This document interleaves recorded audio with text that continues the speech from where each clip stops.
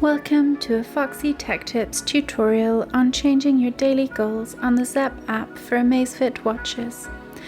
If you find this video helpful, please consider subscribing to my channel and liking the video. Open up the Zepp app and tap on Profile in the bottom right corner.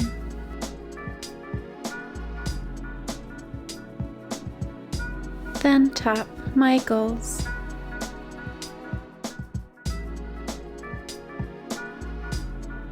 Here you can tap on Target Steps to change your daily steps goal.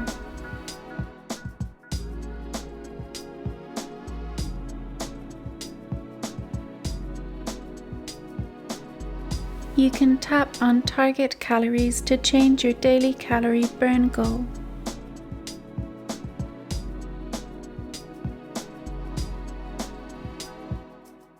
And tap on Target Sleep to change your daily sleep goal.